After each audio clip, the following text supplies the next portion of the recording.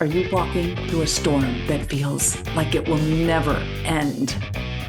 Do you wonder if life's storms have stolen the beauty from your life for good? You're in the right place. My name is Heather, and like you, I've been through a storm or two and wondered if life would ever be beautiful again. Here we share warriors' words, stories of discovering beauty after battles, and the worth in your wounds. Pick up your sword or boxing gloves and join the battle. Your words are powerful, my friends. Make them warrior words. Welcome, warriors.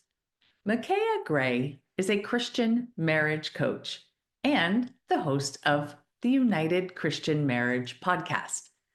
She helps Christian spouses with past trauma come together, heal, and learn to thrive in their marriage again. Through her coaching program, she helps spouses go from disconnected and argumentative to thriving, secure, and full of love for each other. Now, before we hear from Micaiah, did you know I created some warrior words t-shirts and hats and mugs and I don't know, tumblers and things? You can find those and more in my Fourth Wall shop. The link is kind of long, so I'm just going to post that in the description under merch shop, and it's Fourth Wall. So you can wear your warrior wings or carry your warrior sword wherever you go. And if you decide to pick something up, post it on Instagram and tag me at my warrior words. Now, grab a tissue and join Micaiah and me as we talk about how a turbulent childhood led to a difficult start to her marriage. But what that marriage led to is helping others thrive today. Let's rock. Welcome, everyone, to the Warrior Words podcast, and welcome, Micaiah Gray. We are happy to have you here today. Hi, thank you. I'm so excited to be here with you, Heather. Oh, well, thank you for joining us. So a lot of people know that we do a little bit of prep before recording. And one of the things that you shared was that you are now living the dream that you had as a little girl. But you also shared that as a little girl, that dream just wasn't materializing as you had dreamt it. So could you start us off with what that dream was, or, some aspects of what you dreamed about as a little girl, and then we can move into what actually happened. Yeah, I'd love to. So what I was referencing in that is my time in foster care. I was in foster care for about 2 years, and I remember just like longing for a family that was my own, like a safe place, a home. And I missed my family, obviously, but I think I got to a point where I realized like I probably wasn't going back. And I started to accept that. And so that was scary as a, 6-year-old trying to figure out like what the future looked like.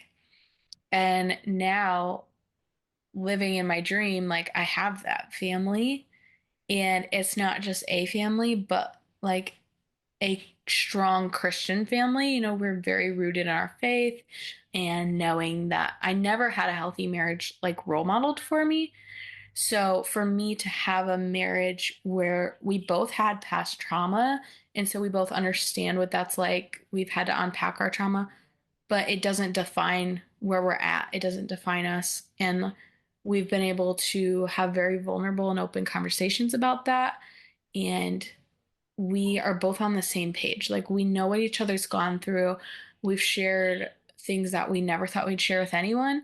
And there's always stuff that's probably left to heal, that slowly Right. gets unpacked over the years. But we've done so much of it to the point where we're not living in misery the way that we were in the past, where it was like a constant dysfunction in our lives. And now it's something that is mostly healed. And when it comes up, we know how to deal with it. So that's been huge because, like I said, we weren't there before. We struggled in a lot of areas, like emotional resiliency, not being argumentative. We struggle with our mindset, like getting out of survival mode and like constantly searching for danger. Like that was where we were stuck for a long time. And so for us to be able to buy our first home and to live in an area that feels safe for us, like we're not surrounded by external violence, like we've made our home internally a safe place as well, and just work through a lot of things, especially because we both came from families where anger was like externally shown a lot. Vocally and sometimes physically. And so we grew up witnessing that. And then we started to be angry ourselves just through everything we went through and not being taught how to process those things or handle the emotions that come up. And I believe that most of the time, anger is a cover emotion for like a internal hurt, And so Mhm. we both were put in situations where we constantly had to be strong. And so that became almost a protection for us to be angry. And so we've learned so much of how to unpack that and like dial back the anger. And I think one of the hugest things that I've learned, as a part of our coaching curriculum in the emotions section, is it teaches that for you to process your anger, you actually don't have to physically do anything. But we grow up in a culture that teaches us like to get your anger out or to get your emotion out, you need to physically move. Like, and that's what leads to, violent situations. And not to say that there isn't healthy ways of doing that, right? Like some Right. people box or they run or they all Mhm. those things, but you actually can process and feel your emotion without doing it externally, like actually moving your body. And so that's been life changing for us as well. And so that's our dream that we're living in. And Yeah. we're moving more and more into that every day. And as I look like backwards to where I was, it really just feels like such a blessing to know that it's even possible to get from point A to point B. And when you're in it, it may not feel possible. I think there's definitely some times where it felt like that would never happen for me, or it was really far off. And then it didn't end up being as far off as I thought it was going to be. Well, you mentioned that you were 6 and you were in foster care for about 2 years. So 6 to 8, that's just a really young, and they say the age of reason is 7. Mhm. So, you're kind of on both sides of that in that 2 year period, and it's very formative. And you're Yeah. not in a stable environment, and you've got the trauma of the past, the 6 to 8 years prior, and then the uncertainty of what is going to happen next. Would you mind sharing maybe a little bit of the trauma and the anger that you grew up with, and maybe like what happened after foster care, after those 2 years that brought you here? Yeah. So a lot. Um, I would love to tell you that it was just one peak traumatic event, but it really was Yeah. birth to adulthood, unfortunately. So in actually it started in the womb. So let's go how Oh it. no. Okay, so my parents were actually drug addicts and alcoholics. They had substance abuse problems and they were kind of on and off with it. Um, from what I've been told, they met through their drug dealer. So, the typical romance. No, just kidding. um, Oh yeah. so they met, they both had these issues. They got pregnant with me very quickly. My dad had just gone through a divorce, so he had a past wife and three older grown kids, and then they got pregnant with me. It happened almost immediately, and my dad had been abusive in his past relationship. When they got pregnant with me, because it was so quick, he thought that I was not his and that she had been with someone else and it was someone else's kid. And she kept trying to assure him that it was his. And so there was some abuse even during the pregnancy.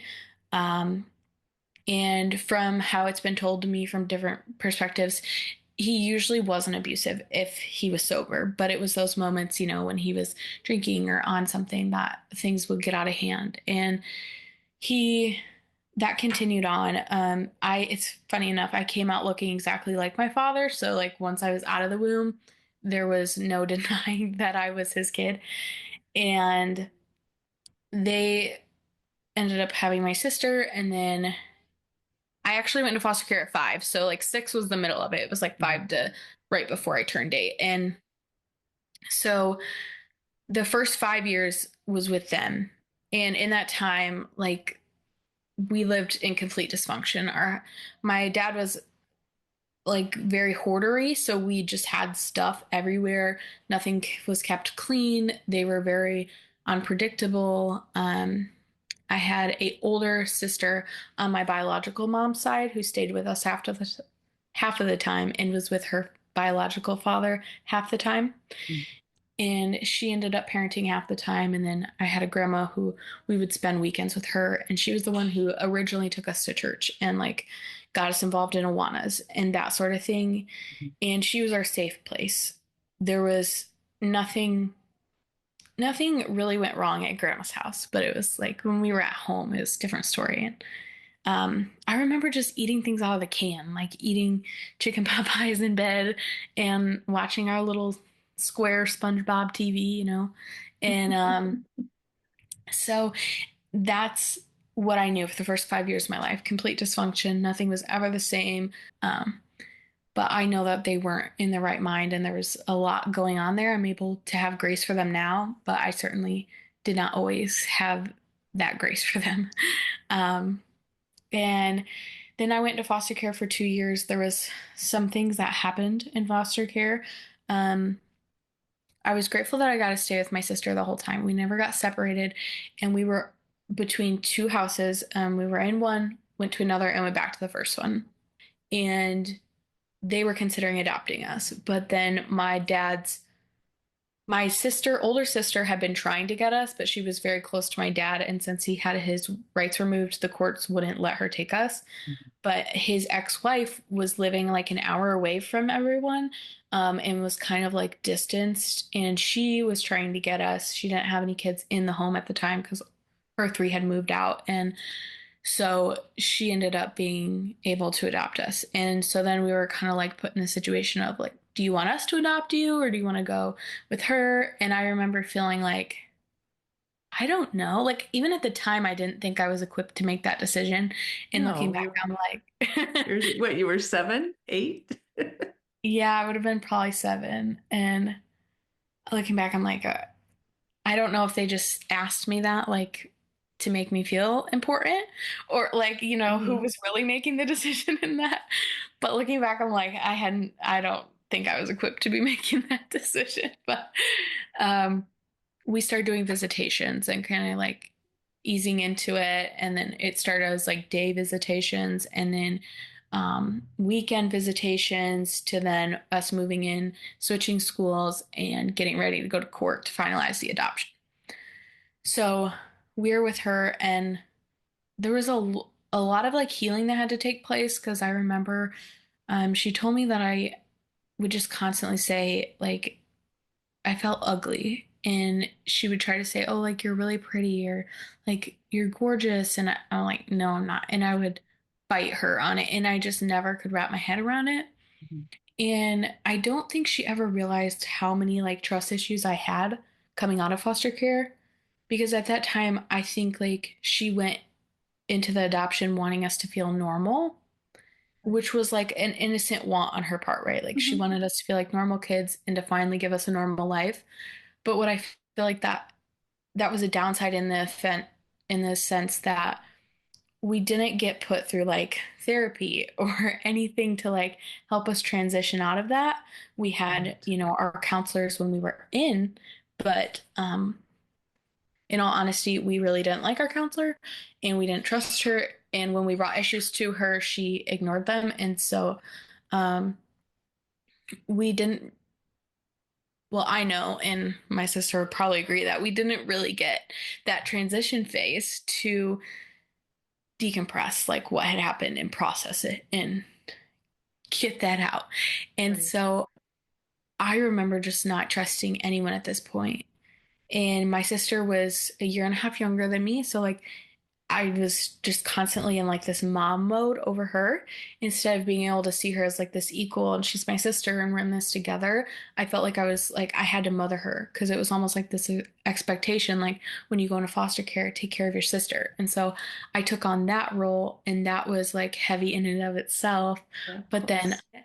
and so I felt like I had this constant anxiety of like trying to be an adult when I shouldn't have had to be, all these things that shouldn't have been on me. We kind of just started normal life and she tried to help us like get into a normal routine and things were good.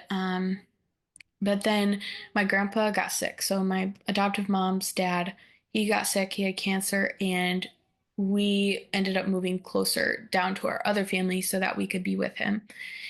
And that ended up being a really hard transition between like switching schools. And at this point, I'd moved schools constantly. Like, I don't think that I ever stayed at school more than 2 years my entire life. Like, it was Mhm. just, there was a lot of moving. Even though it wasn't like long distance moving, it was just ping ponging around. I never got to settle in anywhere. And Right. I never really found a place I felt I belonged. Like, I never had that sense of belonging and peace a couple, like a year or so after we had moved, we finally got settled into a home, like bought one, and we are like, okay, we're staying here for a little while. And at this point, I think I was like coming up into the age of like 10. So, like, I'm starting to get into that like pre puberty phase where things are like happening and there's hormones moving and you start to get moody and like recede to your bedroom and you don't want to talk to people. Like, I was starting to get there.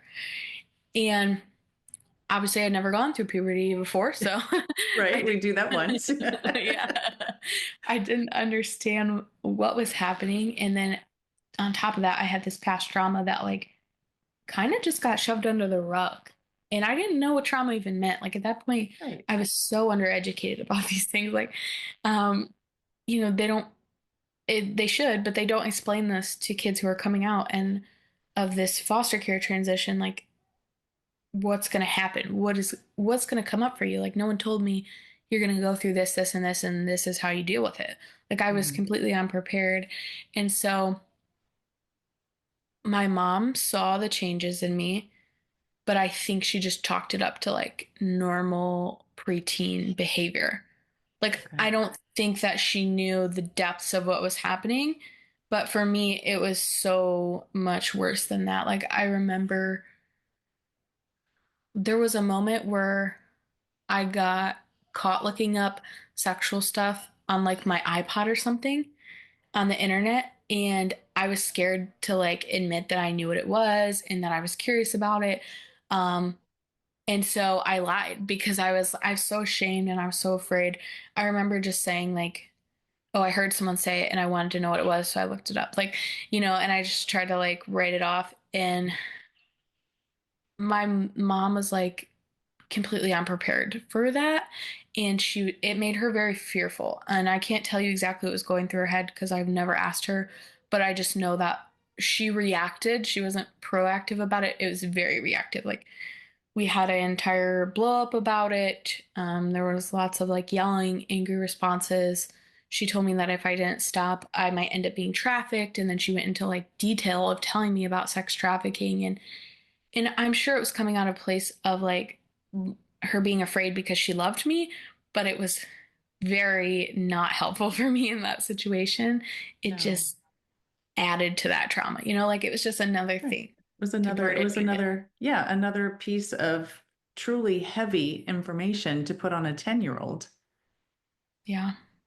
I mean, there's a lot of adults who don't know a lot about trafficking. And to put that burden on a 10-year-old. And you're right. She's probably coming from a place of love. Maybe if I scare her enough, she'll stay away and and that's it. But yeah, that's very heavy to put on someone so young. Yeah. Yeah.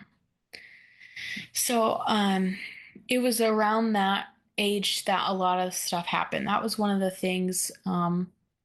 There was another instance where we weren't supposed to be seeing our biological father because our his rights were removed, and so we legally weren't supposed to see him until we were 18 or older. And he was just around. He saw other people in our family, and so sometimes we saw him. And my mom would never put us into a room with him if we didn't want to be there. Like she Mhm. always gave us the choice, but it was always like with the understanding of like this is we do this quietly because it's technically we're not supposed to. And so we were never left alone with him. It was never anything like that. But like if it was a birthday party or something, he might be around and we weren't expected to stay if we were uncomfortable. Well, we had kind of like seen our dad go through these phases because we'd seen him around a little bit and we just knew like we didn't really trust him. He wasn't a dependable person. He wasn't really a father figure, but we felt bad because we could see that like he wanted to see us in our life sometimes. And like you could see the sadness and I was very empathetic towards him. And so I really did. I prayed hard for him and like I had this hope that like he would turn his life around. And I think after a while I just I got angry. I stopped hoping because there was nothing changing. And it would seem like something was changing and then it would go, that's when the worst thing happened. And so it was these repeated events where I was just learning to stuff everything in and I never truly felt like I had a safe place to let it out. And Right. so that adds up, you know? Yeah, it does. It does. So Yeah. you have all of these events that you are stuffing that are traumatic and chaotic and nobody's helping you process it or learn from it. Um, how how did you end up with your husband and in such a healthy marriage?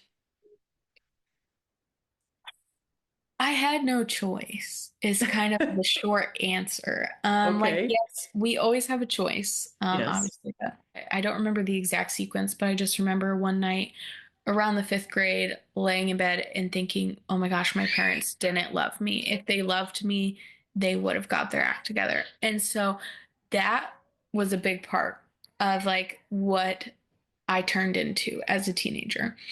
And I was not a perfect child by any means. Like, I definitely gave my mom lots of trouble, but there was also so many other things that like were going on. Like, I wasn't just Mhm. trying to be bad, you know? So, Right. um, Well, you didn't grow up with the tools that you needed to handle all of this stuff and to yeah. handle what comes in the teenage years. So yeah, that's And understandable. unfortunately, she did not have the tools either. And so, um, we fought like pretty much from that point until, you know, the end. We right now do not have a relationship.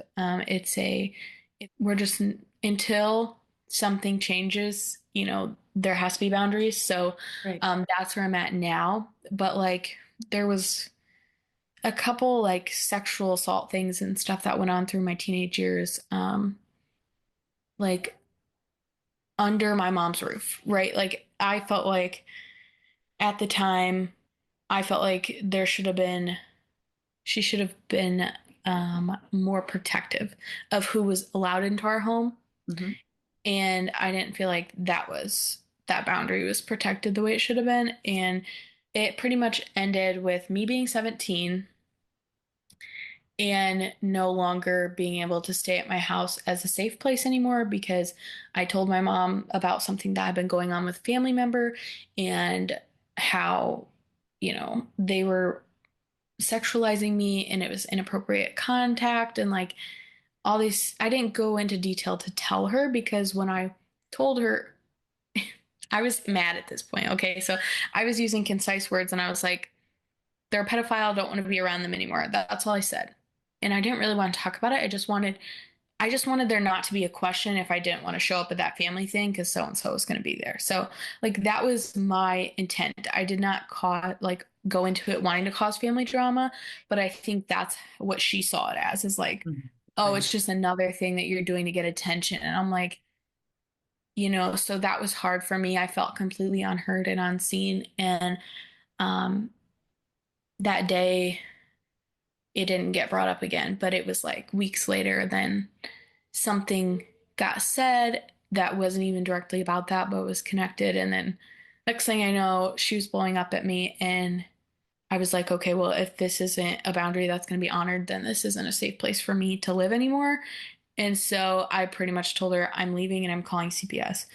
And she obviously did not receive that very well. We did end up like shoving each other back and forth, but like that was the most physical we'd ever been. And I'm glad that it never went past that point, but I pretty much just grabbed what I could and I left. And I was like homeless for the first time, it felt like, because even when I was in foster care, like I was given a bed, and at this point I was felt so alone, and it felt like the lowest moment in my life, and no one was there for me. Like no one. And my mom's the type of person where she like calls someone right away. So I knew that everyone was gonna know pretty quickly. And nobody reached out. Nobody said a thing. I have four older siblings total, probably three of them heard about it. Plus, there's spouses and their kids, and so there was all these things, and like nobody reached out to me, not a single person. The only person who talked to me through this was my little sister, because we were the closest, and then one of my older brothers. Um, Eventually, like I talked to him about it, but nobody got my side of the story. Nobody cared to ask. Nobody reached out to see if I was okay. And I can't tell you what everyone's thinking, because I don't know what my mom said to anyone. Like Right. it was never told to me. I don't know how she interpreted it, what she thought was going on, or how she worded it to others. But I just remember feeling like so alone that when I left that day, I was driving, like bawling my eyes out, the worst anxiety and pain that I've ever felt. Just like I felt like I was literally going to have a heart attack from the amount of pain that was radiating in my chest.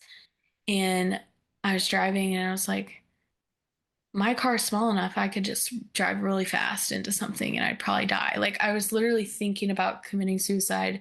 And I think I would have actually done it if I wouldn't have called someone and they picked up the phone. And I really like am so grateful to this day that someone picked up the phone right when I needed them to. And I was able to, like find a place to sleep. And I stayed with friends for a couple weeks before one of my older siblings was like, you can stay in one of my apartments, because he like owned a rental place. And 3 months later, I think, that I met my husband.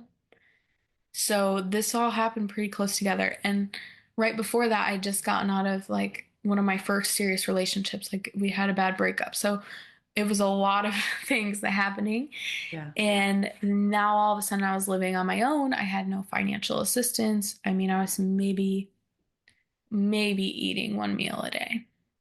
And so it was rough. And I was in my senior year, so trying to wrap up high school, and I was in career center doing cosmetology. And so I was working like extra hours to get my cosmetology hours. And so then on top of all that, just a lot. So then I was working as many hours as I could around my school hours, which was really hard because like I had wonky hours because of my career center stuff. And then, is life's expensive. So I didn't have to pay for like the apartment, Mm-hmm.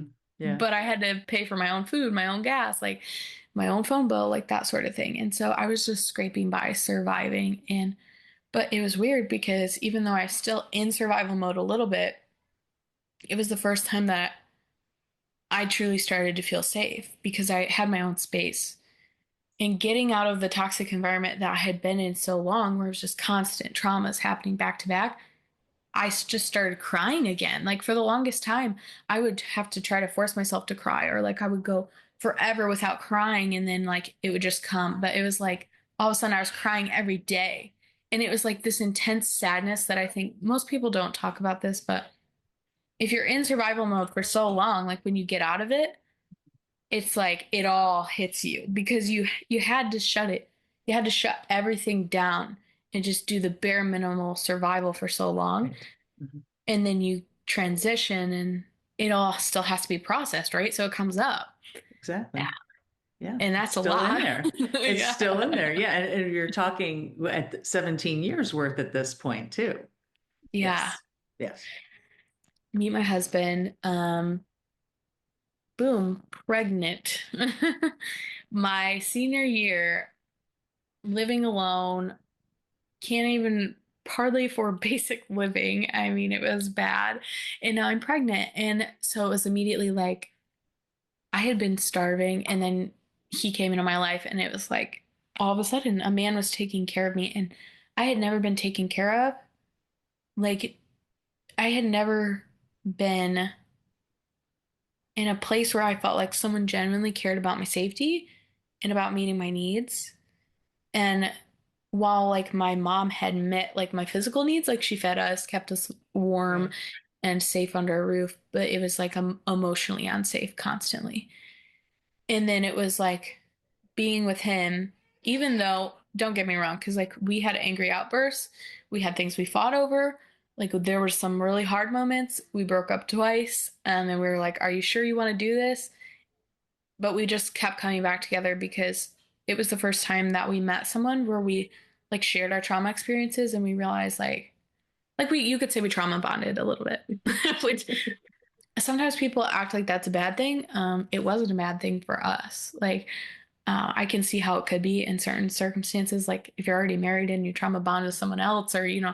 like if there's Right. weird dynamics. But for us, it was the first time that we felt safe and truly connected to someone who we knew understood the experiences that we had gone through and was not judging the other person for what had happened to them or how they had responded in those situations. We had both also had gone through bad breakups recently, and so like we got to share that experience as well. It's like and people were it wasn't really rebounding. That's not really what it was doing. It was like we empathize with each other on a deeper level because we're like, yeah, I went through that too. Even though there was like things that were a little different, it was just this common thread of like, I'm sticking with you. And I think that's truly what got us through is our faith, and the fact that we knew we wanted to be with one person and we didn't want to keep reinventing the wheel. Like we didn't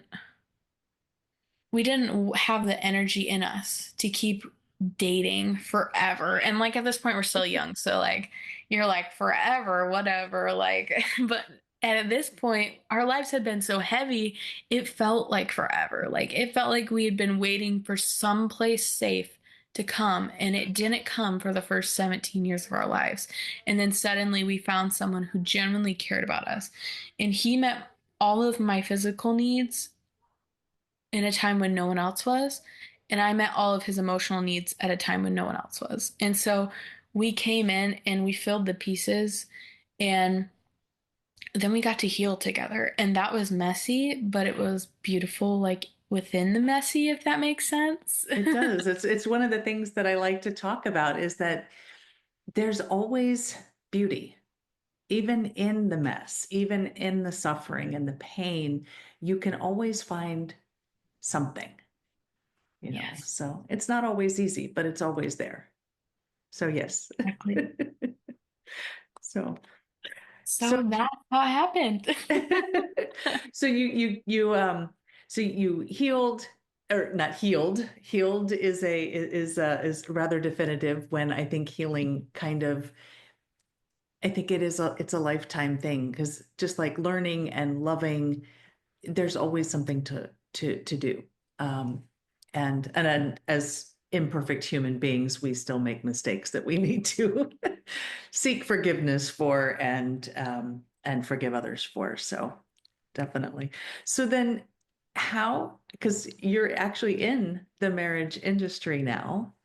So how did you decide to make that your focus? So I was doing photography, and that was not fruitful in the way that I thought it was going to be. Like I thought that was the thing. Um, I was feeling passionate about it. I was like, this would give me the ability to stay home with my babies most of the time and like do this like work from home thing that I was wanting to do. And like my husband wanted the stay-at-home wife and I wanted to be home with the kids, but I also always had this entrepreneurial like passion since I was 16, and I kept like feeling like there was more, but I didn't know. And so I started that and I learned so much doing that, even though it wasn't like financially fruitful. I still learned so many business skills, specifically like online stuff like SEO and that sort of thing. So when we moved, when we finally were able to buy our house, and we moved about an hour away from where we had lived, so there was like no one here that we knew. And it's a very small town, which is what we were wanting, but obviously there's pros and cons to not knowing anyone. Yes, yes. And that led to some complications. Our youngest was still breastfeeding and we didn't know, but he wasn't getting enough. And so while we were moving and we were really busy and things were crazy, he like it got missed. And then it got to a point where we're like, he looks thin. I don't think this is normal. So we took him to the doctor, and it ended up being the last time he was there, they had seen the dip, but it was a different doctor. They didn't compare it to his weight to the chart. So it got missed and it didn't get pointed out to us. And then it was very obvious by the time we took it in. And we had to immediately start supplementing with formula. And it was this whole process that we had to go through. And so we're adjusting to our new house, trying to get moved in. Our old house was in, and so when we moved, I was so ready for that change. And then we went through this hiccup, and I was like, you got to be kidding me, another thing, you know?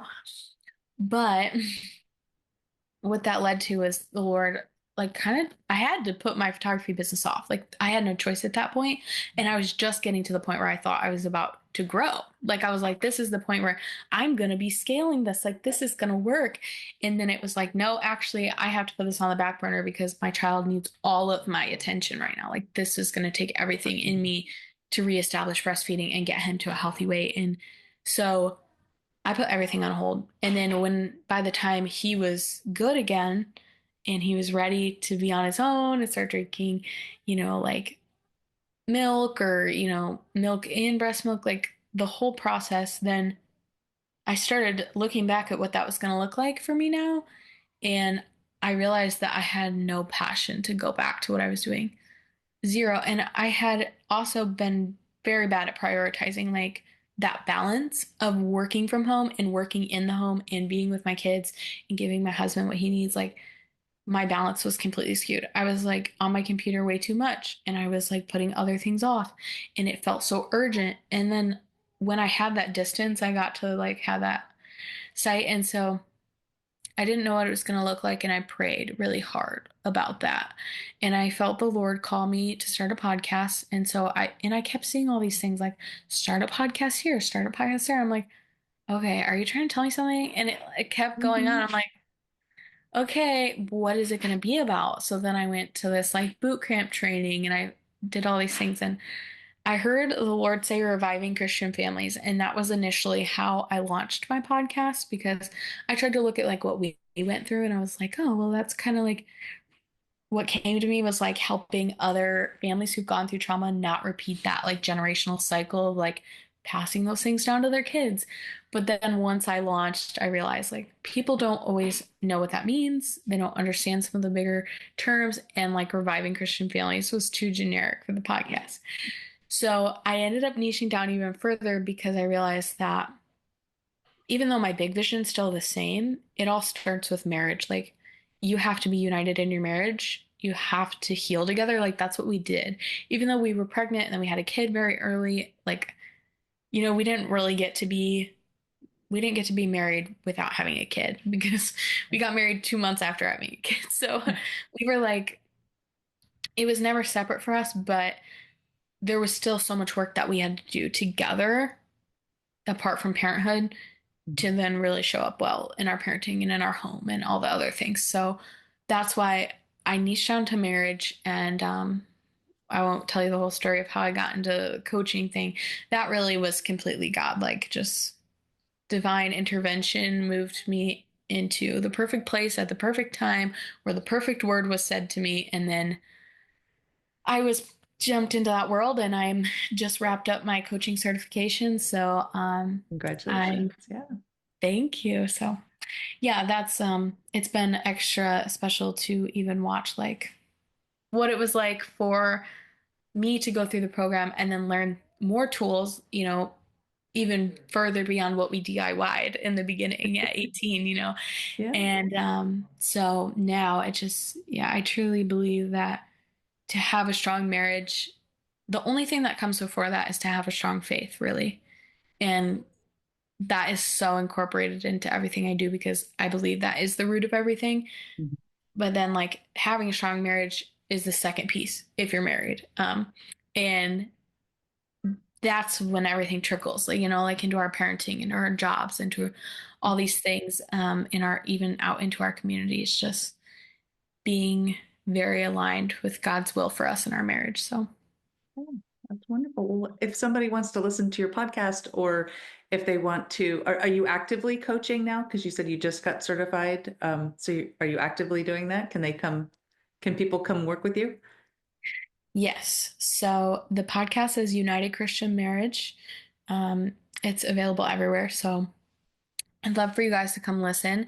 I do mostly solo episodes for wives, and then I bring my husband on. I try to do that, pretty frequently. We're just kind of dipping our toes into that more, Hmm. um, to really give the men's perspective. So, like, here's this episode, grab your husband, listen together, that sort of thing. And then, as far as coaching, I'm currently offering free calls to really like let people get a taste of it, see if they want to join my program or not. And I'm not sure how long I'll be doing that, but right now I want to coach as many people as I can and just get the word out there. And then I am taking clients for the whole program, which is 6 months long. Oh, wonderful. Okay, so where can they come? Where can they come get more information about that? Yes, so I believe I gave you my link. Right now I'm working on the official website, so I just have my um, bio site link, which is, Hmm. the website bio.site/Micaiah Gray, and it's linked on there. And then it's also under almost all of my podcasts. So, Okay. Well, I'll make sure I put that in there, and then when you do get your official website done, let me know, and we can update that. So, well, thank you. I do want to ask you one more question before we wrap up, and I ask this of all my guests. So, if somebody is listening who is experiencing or has experienced but not processed that string of traumatic, chaotic events, and they're struggling because they don't have the tools to process, what would you say to that woman who's listening, who really just needs a piece of advice or some encouragement? first, I would say it's possible. So, let there be hope. Like, let yourself hope again, because I think when we go through trauma, we put the hope aside out of bare necessity, right? Like, sometimes you just need to not think about the future because you just need to survive today, and that's okay. But let yourself hope and dream again. And I think that sometimes we underestimate the beauty and the process of just releasing our thoughts. So, whether that's journaling, praying, talking to a spouse or someone you trust, or even hiring a coach, like, really getting things out into the open. And I don't like to say this word, but it's the best way to explain it. Almost doing it like scientifically, in the sense that, like, you're not shaming yourself, right? So, like, if you think of how a scientist views data, a scientist wouldn't say, like, I'm overwhelmed with anxiety. A scientist might say, interesting, there's anxiety being experienced here, or there's anxiety being felt here. And it's almost like distancing from you and giving you the permission to not look at your emotions and these things that happen to you as part of your identity, but to just look at it like, interesting, this is a data set. And then there's certainly a time for processing that emotion, right? And like letting yourself feel it, but you don't have to stay there and spiral. And sometimes we mistake spiraling as processing, and they're actually not the same thing. So, like if you're spiraling, you can't really process because you're staying in the same loop. So, um, yeah, that's one of the things that I usually teach people first is like that emotional resiliency part, because once you kind of tone down the emotion, then it's so much easier to be the scientist. But if you can really learn that tool of like, huh, that's interesting. My brain is trying to tell me that I'm worth nothing. And then ask yourself, where does that come from? What are my other options? Instead of saying, like, this is the thought, so this is ultimate truth, and I can't think anything else. This is just who I am. Like, distancing yourself and saying, like, is there more here? If that makes sense. It does. It does make sense. Yes. Well, thank you. Thank you for that. And I really appreciate your vulnerability and sharing, things that happened in your past that you probably don't really want to remember, but that are now giving you tools and giving you fuel, if you will, um, to help others to learn to get those tools and then to learn to process and to have the healthier relationship with themselves and their marriages. So thank you very much, Micaiah. I appreciate you. Thank you. Thanks for having me. Micaiah used the term survival mode a couple of times when she was sharing her story with us, and it really stood out to me. When we experience trauma after trauma and exist in an almost constant chaotic environment, that's where we live, in survival mode. And when we are in survival mode, we do just what is necessary to make it through. Sometimes that may be earning just enough money to make sure you can eat. And sometimes it's making that phone call, praying someone picks up the phone. I was so grateful that Micaiah shared that someone picked up the phone precisely when she needed to be heard.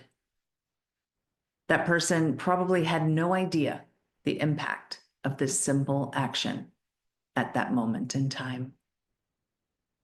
Micaiah was just trying to survive, and that phone call saved her life. Yet she was still in survival mode.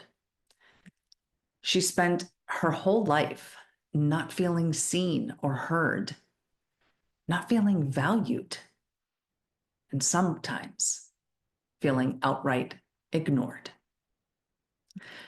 She didn't receive the tools necessary to deal with the chaos in her life. Mostly, it seems because the adults in her life didn't have the tools themselves, much less those to help her. But I love that her warrior words included the word hope. I don't care what the world's gurus say, hope is a strategy. And sometimes hope is all you have, or all you think you have. While she didn't experience it regularly, Micaiah was introduced to faith. She knew her grandmother's home was a safe space, and she knew that's where she was introduced to God. That seed of faith was planted, and it grew into the hope she carried with her. Because of these seeds, because of these seeds that were sown into her life, faith, hope, and someone who cared enough to pick up the phone at the right time, Micaiah was healthy enough to recognize true love when she met her husband. They each had the right seats or puzzle pieces, if you will, to help each other heal the wounds of their past. Now, as I mentioned in the episode, healing is never really done. It's growth and it continues. But their shared experiences allowed them to bond, and the healing could then begin. They were better able to help each other when other traumatic things happened, And now they are able to handle these things together. And even more, they are now able to use their combined experiences to help other couples through their marriage podcast and coaching. If you resonate at all with Micaiah's story, take her up on her offer. The link is in the show notes. Now, my question for you this week is this: can you hang on to hope as a strategy? Or where do you see hope in your life? Something to think about this week. Until we meet again, armor up, fight the good fight, seek beauty, and make your words warrior words. God bless.